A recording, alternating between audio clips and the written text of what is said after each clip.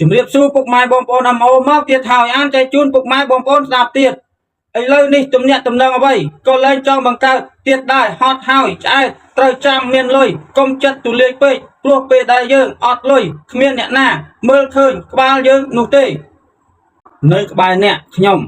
លែងមានអារម្មណ៍ហើយរស់នៅរងចាំពេលវេលាសមស្របខ្ញុំនឹងចាក់ចេញមិនមែនខ្ញុំមិនទុកចិត្តអ្នកនោះទេតែអតីតកាលបង្រៀនឲ្យខ្ញុំចេះប្រយ័ត្នជាងមុនព្រោះមនុស្សដែលខ្ញុំទុកចិត្តបានបំបាក់ទំនុកចិត្តខ្ញុំជាច្រើនសារហើយមកពីយើងជាមនុស្សស្រួលពេកទៅគេគិតថាយើងងងធ្វើអ្វីលែងគិតពីអារម្មណ៍យើងគ្មានអ្នកណាចង់ឃើញយើងអជាងគេទេមនុស្សដែលឈរបានដោយខ្លួនឯងមានតម្លៃបំផុតខ្ញុំឈប់លះបង់ដើម្បីអ្នកទៀតហើយអ្វីដែលបានមកវិញមានតែរឿងខកចិត្តនិងការឈឺចាប់ល្មមដល់ពេលដែលត្រូវលះបង់ដើម្បីខ្លួនឯងម្ដងហើយ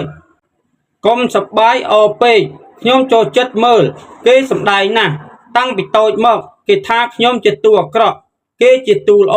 ពេលគេកំសត់ខ្ញុំអ្នកខុសភ្លាមបើខ្ញុំឈប់និយាយមានន័យថាអ្នកអស់តម្លៃនឹងឲ្យខ្ញុំនិយាយទៀតហើយរៀនពេញចិត្តនៅអ្វីដែលយើងកំពុងមានរៀនទទួលស្គាល់នៅអ្វីដែលយើងកំពុងតែធ្វើរៀនពេញចិត្តនឹងរឿងតូចៗដែលកើតឡើងរាល់ថ្ងៃរៀនញញឹមដាក់ខ្លួនឯងរាល់ថ្ងៃព្រោះនេះជាអ្វីដែលអ្នកគូធ្វើសម្រាប់ខ្លួនឯង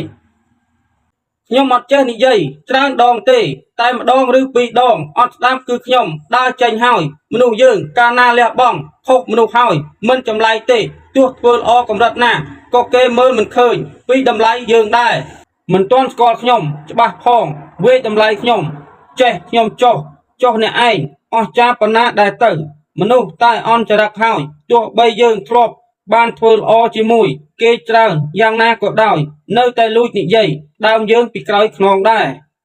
អ្នកណាក៏ដោយធ្វើឲ្យស្រឡាញ់គឺស្រឡាញ់ខ្លាំងតែបើធ្វើឲ្យស្អប់គឺស្អប់ខ្លាំងដូចគ្នាបើសិនជាអ្នកហ៊ានដកខ្លួនចេញពីមនុស្សដែលគិតអវិជ្ជមាននោះអ្វីៗនឹងល្អប្រសើរជាងមុនជាកូនប្រុសកើតមកមិនមែនតែដើម្បីស្នេហានោះទេភ្ញាក់ខ្លួនឡើង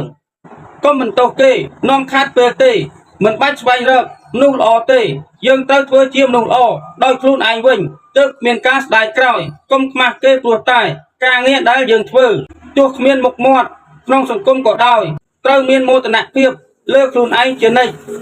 ធម្មតាណាស់ខ្ញុំចូលចិត្តរស់បែបងាយពេលសប្បាយចិត្តក៏និយាយច្រើនពេលអត់សប្បាយចិត្តក៏នៅស្ងៀមស្ងាត់កន្លែងណាមិនឲ្យតម្លៃយើងងើបដើរចេញមិនងាកក្រោយឡើយកុំគិតច្រើនពេកជីវិតមានតែមួយទេនៅឲ្យតែសប្បាយទៅរកលុយចាយខ្លួនឯងសន្សំទុកខ្លួនឯងចង់បានអីទិញខ្លួនឯងដល់សេរីភាពឲ្យខ្លួនឯងទើបជីវិតយើងមានតម្លៃមិនមានសម្ពាធ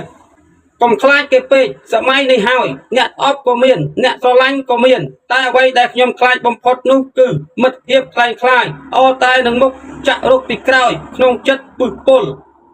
មនុស្សយើងត្រូវតែមានភាពស្មោះត្រង់និងគុណធម៌ជីវិតរបស់ពិតមិននិយាយច្រើនទេរបស់ខ្លាចទេតែប្រឹងនិយាយព្រោះខ្លាចគេមិនជឿ